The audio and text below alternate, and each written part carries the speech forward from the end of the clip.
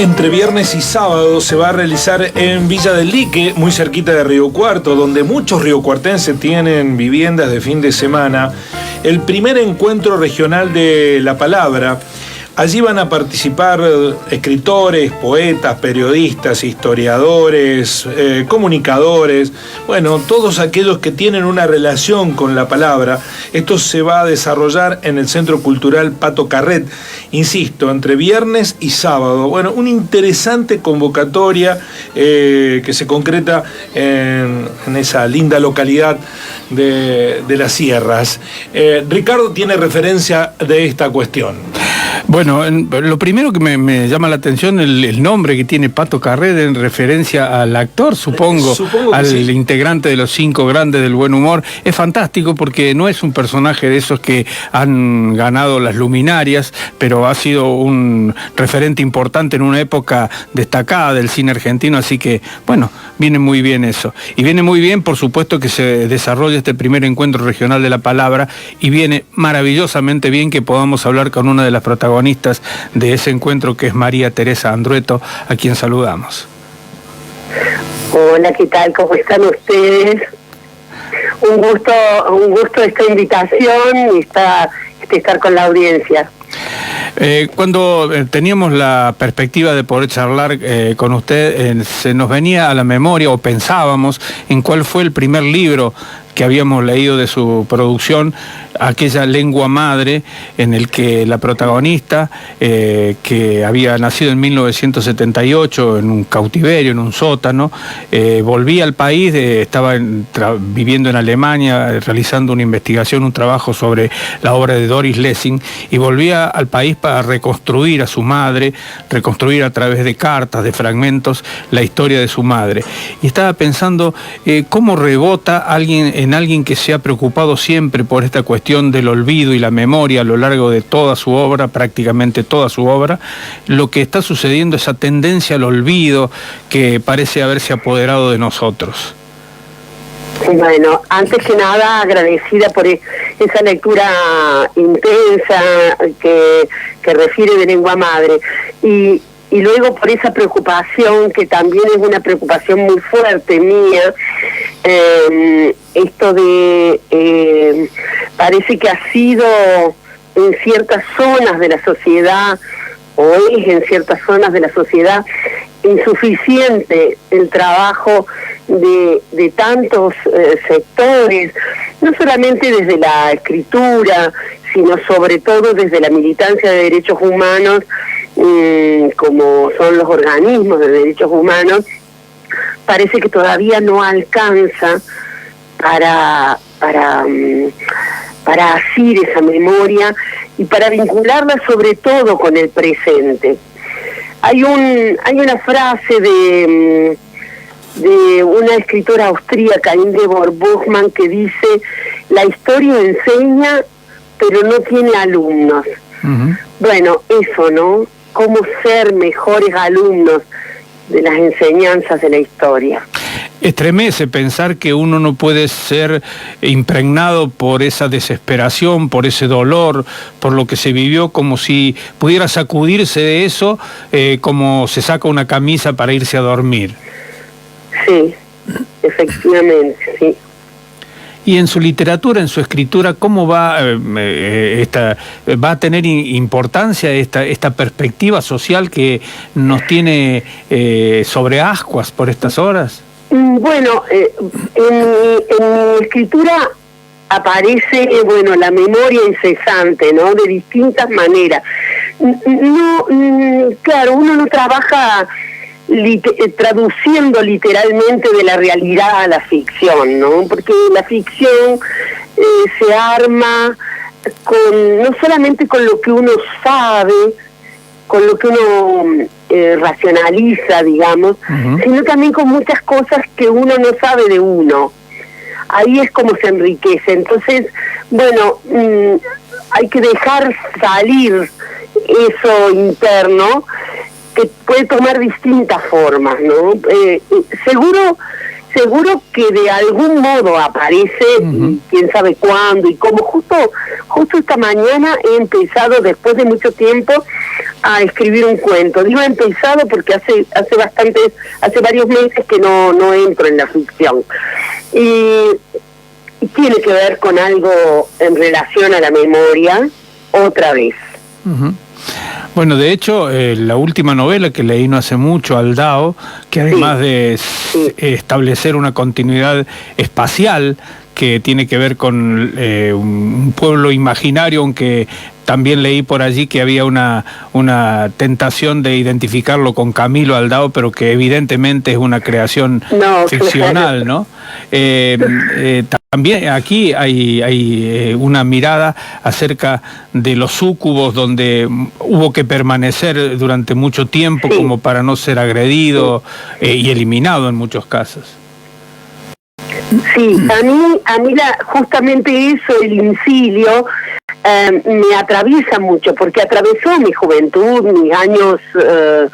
Yo tenía 21 años cuando el golpe de Estado, y bueno, todos esos años, hasta mis casi 30, son años que tienen que ver con ese guardarse hacia adentro, ese miedo, esa imposibilidad de llevar la vida que uno hubiera podido llevar en otras condiciones, ¿no? No es autobiográfico eso, pero sí, lo que ahí se cuenta en la novela, pero sí tiene rasgos y cosas que me sucedieron, sobre todo los climas, sobre todo los miedos, sobre todo ese tipo de cosas más que las acciones concretas. Y de nuevo agradezco tener que me entreviste sea un lector tan intenso de mi obra, la verdad es algo para agradecer profundamente. Una pregunta sobre Aldao. ¿Surge la creación de ese espacio donde transcurren, después de la primera novela, buena parte, prácticamente todas las suyas posteriores? ¿Ha sido tomando el ejemplo, qué sé yo, de Onetti y su Santa María, o fue una cosa que fue apareciendo espontáneamente? Primero apareció espontáneamente, pero digamos con una variación de las letras del pueblo donde yo me crié. Uh-huh. Entonces, bueno, como en un juego apareció ese nombre en lengua madre, y luego La niña, el corazón y la casa, en un cuento que no a mucha gente le gusta esa tranquilidad, un par de cuentos ahí, luego en Aldao, luego toma más protagonismo, o un protagonismo central en la última novela. Pero, digamos, no hubo una decisión previa, quiero hacer un Santa María como Onetti, o quiero hacer, digamos, un territorio como el de Faulkner, pero claro que eso estaba en mis lecturas. Claro. Y también, por ejemplo, yo he leído mucho a Libertad de Micrópulos, me gusta mucho su obra, y ella hace que sus novelas sucedan en un par de geografías nacionales, algo en el sur, en el caso de ella en Tierra del Fuego, en la zona como del noroeste y en la zona del litoral. Y de algún modo eso también marca mis ficciones, porque digamos mis personajes andan entre un lugar de la llanura, que es este Aldao imaginario, un lugar del noroeste, que es un Tama imaginario, y un lugar de la Patagonia que se llama Trelew, y que, si bien es el nombre de una ciudad real patagónica, digamos, no coincide exactamente la ficción con la realidad. Entonces ahí arma como un triángulo geográfico por donde van los personajes. Sí. A Camilo Aldao yo no lo conozco al pueblo. Digamos, bueno, eso sucedió que había esa coincidencia. Estamos dialogando en la mañana en Así son las cosas con María Teresa Andrueto, la escritora, nacida en Arroyo Cabral, ese es el pueblo que no nombró, que va a estar... Claro, pero, perdón, yo pensaba que yo nací en Arroyo Cabral, pero me crié en Oliva, entonces jugando un poco con las letras, ahí apareció al lado. Ah, buenísimo, buenísimo. No, le quería contar que va a estar a las 19 del sábado participando de este primer encuentro regional de la palabra. Y justo esta mañana hablábamos, María Teresa, en una sección que tenemos de filosofía en el programa, de cómo se ha depreciado el valor de la palabra, cómo se la ha vaciado de contenido, de significante. Sí. Hablábamos de la palabra libertad. ¿Hay hoy una necesidad de recuperar el valor de la palabra desde su punto de vista? Sí, de reapropiarnos.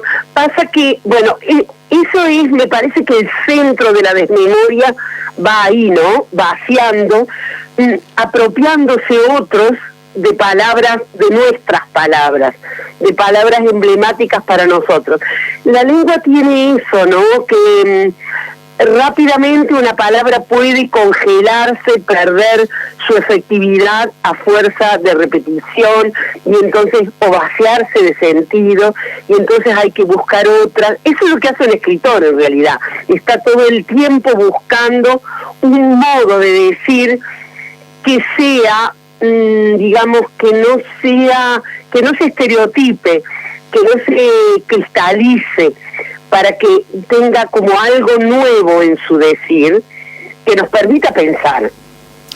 En su literatura, María Teresa, las mujeres tienen un protagonismo. Yo cité 2 de las novelas que forman parte de su producción, que tienen a las mujeres como centro del desarrollo de la trama, y más que del desarrollo de la trama, de la sustancia emocional que transcurre a lo largo del relato. Desde luego eso es una decisión, le surge así. Sí, es un foco al que tiendo a mirar las mujeres. ¿Saben que es muy anterior a la escritura? Digamos, tuve siempre esa mirada yendo ahí, quizá porque en la condición de las mujeres todo lo que sucede socialmente sucede de un modo más fuerte, más exigente, más potente. ¿En qué sentido?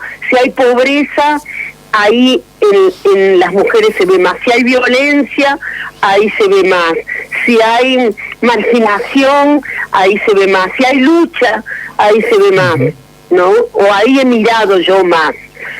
Y a mí me interesa mucho lo que las mujeres, como en forma individual y como colectivo también, como redes, digamos, han sabido sostener, a veces en el buen, a veces para bien y a veces para mal, sosteniendo cosas, modos de vida, incluso situaciones sociales, políticas y demás.